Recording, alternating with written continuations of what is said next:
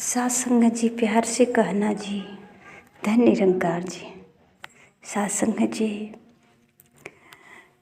कहा जाता है कि समझो तो ये संसार आनंद भवन है या तो अजगर है।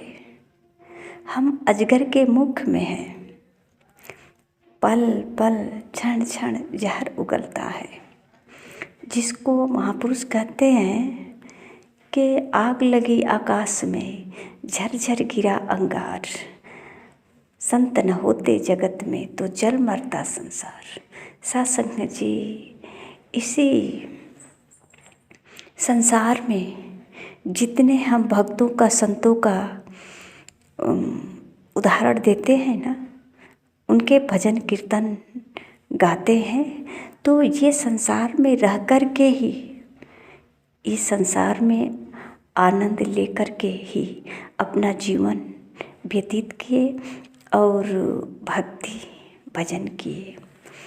तो ये जो है संसार को आनंद भवन की तरह माना, पर सात संगत जी माना इसलिए कि इस संसार में ही तो जीवन है और इस जीवन में ही परमात्मा को जाना। परमात्मा को मानते तो ये संसार को अजगर मानते, हर जगह जो है संसार दूषित नजर आता, पर संसार को आनंद भवन ऐसे मानना पड़ा क्योंकि ये परमात्मा को जान गए। परमात्मा को जानने के बाद सात संगत जी, कबीर जी की एक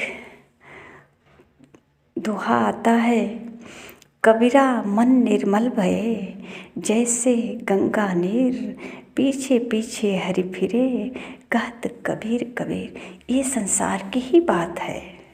कबीर जी कहीं जंगल गुफा में नहीं गए थे, परिवार के साथ रह कर के ही कबीर जी का मन निर्मल हो गया। कबीर जी को सत्य की पहचान हो गई। सात संगत जी, इसीलिए महापुरुष कहते हैं कि बड़े भाग्य मनुष्य तन पावा। ये मनुष्य का जो जीवन मिला है संसार में, तो ये जीवन में कामयाबी हम संसार में ढूंढने लगते हैं, पर सात संगत जी, ये सत्य मंजिल कामयाबी अपने स्वयं के अंदर छुपा होता है, जिसको कहते हैं कि ये हमारे अंदर जो शक्ति है, ये शक्ति ही सब कुछ है।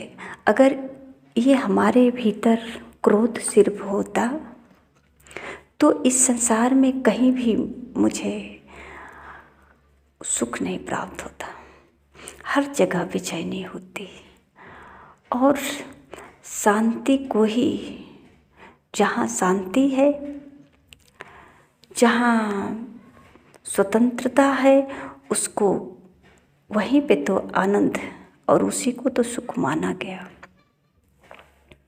सात संगत जी, इस संसार में जब शरीर मिला है तो क्यों मिला है, इसको जो है सद्गुरु के द्वारा ही जान सकते हैं। सात संगत जी, कहा जाता है कि पता नहीं कितने समय से जानवर पशु पक्षी बनते बनते मानव जीवन मिला है। इसलिए तो महापुरुष कहते हैं बड़े भाग्य मनुष्य तन पावा।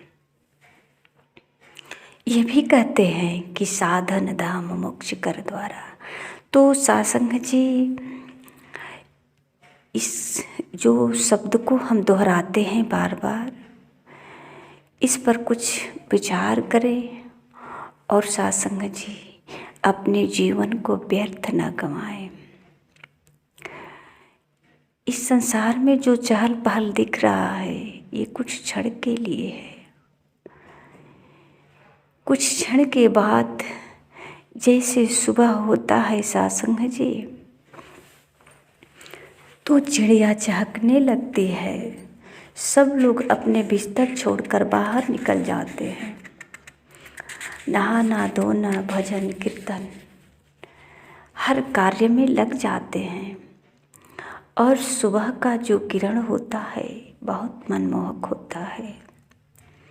चाहे हम बगीचे जाएं, खेत खलिहान, ऑफिस बाजार कहीं जाएं, हर जगह चमचमाता हुआ चहकता हुआ दिखाई देता। पर जैसे ही रात होती है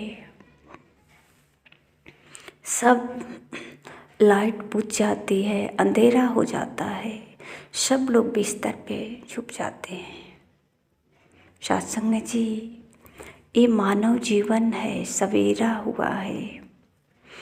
इसलिए संत महापुरुष कहते हैं, उठ जाग मुसाफिर भोर भये, अब रैन कहाँ जो सोवत है। ये मानव जीवन का मिलना ही सवेरा का होना है। इस मानव जीवन में ही हम कुछ समझ सकते हैं, क्योंकि इतना तो समझ ही रहे हैं। कुत्ता बिल्ली गाय भैंस खरगोश बाघ शेर जिसका कितना नाम होता है, हाथी है घोड़े हैं विशाल शरीर वाले हैं, फिर भी सत्संग जी ये मानव जीवन को ही कहा जाता है कि उत्तम जीवन है। क्योंकि इसमें जो चेतना है ना, ये सब जीवों से अलग है। इसमें सोचने समझने की शक्ति है। तो सत्संग जी हम समझ सकते हैं कि खाना नहाना सो जाना ये जो अन्य जीव कर रहे हैं वही तो हम भी कर रहे हैं। तो कहीं हमारा कार्य अलग तो नहीं है। मानव जीवन जो मिला है सत्संग जी, ये मानव जीवन में ही संभव है। ये जो संसार बनाने वाले जो ये पूरे जिस सुख समृद्धि का आशा लगाकर बैठे हैं, ये जो बनाने वाले हैं, क्यों न हम इनके ध्यान में रहें। जैसा कि कहते हैं ना कि कबीरा मन निर्मल भया, तो कबीर जी का जब मन निर्मल हुआ तो सत्य का बोध होने के बाद ही हुआ। और सत्संग जी ये जब मन निर्मल हो जाता है तो ये संसार सब कुछ ऐसा लगता है कि सब मेरे पास है, मेरे इर्द गिर्द है। जब चाहे ये हमारे लिए ही बना है ऐसा महसूस होता है। सत्संग जी केवल एक ही परमात्मा को जान लेने से, क्योंकि सब में यही है, तो एक ही परमात्मा सब में है। जैसा कि संसार जी कहते हैं कि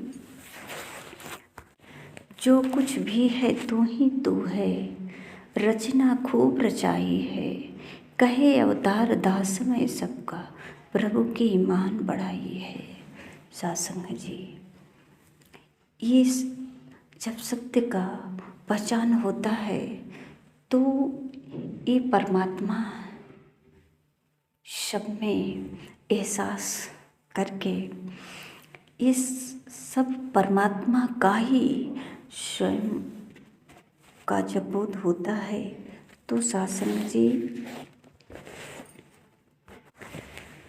स्वतः सब कुछ प्राप्त हो जाता है।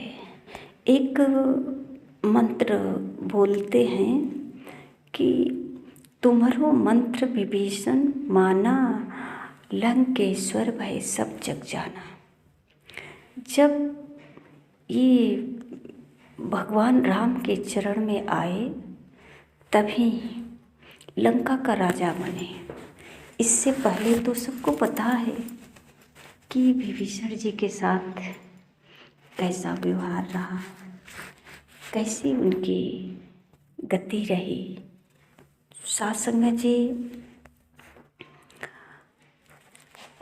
इसलिए संत महापुरुष कहते हैं कि जो सद्गुरु के चरणों में समर्पण हो जाता है उसके लिए इस संसार का अभाव नहीं। धीरज, संयम और समदृष्टि संत जनों का गहना है। हरिजन का श्रृंगार सदा का हरि इच्छा में रहना है। ये जब सद्गुरु के चरणों में आकर के सत्य की पहचान होती है तो सत्संग जी धीरज, संयम और इस समदृष्टि की बात होती है कि सब में एक ही परमात्मा नजर आने लगता है। तो सत्संग जी धीरज तो स्वतः ही आ जाएगा, क्योंकि परमात्मा सब में है तो मुझ में भी है, ऐसा बोध हो गया। अब ये समदृष्टि सब में परमात्मा को, और ये सिर्फ संतों को ही नज़र मिलती है। संत के संग जो भी अपना नाता जोड़ लेता है सत्संग जी, उसका भी जीवन सफल हो जाता है। ये संत जन जो होते हैं ये इनका श्रृंगार होता है, इनका गहना होता है। ये परोपकारी होते हैं क्योंकि सद्गुरु के द्वारा सत्य की पहचान किए हुए हैं। ये किसी अभाव में नहीं है, ये बिल्कुल इनका स्वभाव ही निराला है। इनका जीवन बिल्कुल निराला है क्योंकि ये निराकार परमात्मा से इनका रिश्ता जुड़ चुका है। इनको बोध हो चुका है कि मैं कौन हूँ। सत्संग जी जब सद्गुरु से नाता जुड़ जाता है तो ये परमात्मा अडोल है। डोलायमान मन जो है यहाँ अडोल से नाता जोड़ करके स्थिरता प्राप्त करता है, विश्राम मिलता है। जो मन में हलचल, जो मन पारे की भांति इधर से उधर दौड़ता है, इस सद्गुरु के हाथों में इसका लगाम हो जाता है। और सत्संग जी ये सब जो है समर्पण के बाद होता है। यहाँ कोई नियम, पूजा पाठ, तीर्थ व्रत, उपवास, माला फिरना, घंटी बजाना, ये सब कोई नियम की ज़रूरत नहीं है। अगर ये सब करते रहें जीवन भर और सत्संग जी परमात्मा को जाने नहीं, परमात्मा को समझे नहीं, तो कर्म भी नहीं बदल सकता है। वही तो करेंगे जो अपनी आँखों से संसार में देख रहे हैं, बस वही देखेंगे सो करेंगे। बीमारी तो सबकी एक नहीं होती, डॉक्टर भले ही एक है, बीमारी अलग अलग होती है, दवा भी अलग होता है, सुधार भी सबके अलग तरीके से ही होता है। परमात्मा तो एक ही है। पर सत्संग जी भक्त अनेक हैं, भक्त के अनेक भक्तों के अनेक मन है, सबका स्वभाव भी अलग अलग है। अपने अपने स्वभाव से सब भक्ति भजन करते हैं। अब जो अपने स्वभाव पर ही जिस तरह का प्रभाव डाले, जितना नाता इस सत्य की तरफ जोड़े, जो एक बार सत्य का स्वाद ले लेता है, जो एक बार सत्य की डगर पे चल लेता है, सत्संग जी उसके जीवन में हरियाली आती है और फिर वो पीछे अंधेरे की तरफ क्यों जाए। जो अपना जीवन प्रकाश में जी चुका है, जी रहा है सत्संग जी, वो प्रकाशित सतगुरु के द्वारा ही, संतों के द्वारा ही होता है। कहते हैं कर्म प्रधान विश्व कर राखा। जिस तरह का हमारा कर्म होता है, जानने के बाद कर्म बदल जाता है। और सत्संग जी, कर्म का ही परिणाम सामने आता है। हमें लगता है कि परमात्मा हमारे साथ कुछ अच्छा करेंगे या अच्छा नहीं कर रहे हैं। यही मन में हमेशा एक भाव डुलाता रहता है कि परमात्मा हमारे साथ, भगवान हमारे साथ कुछ अच्छा नहीं किया।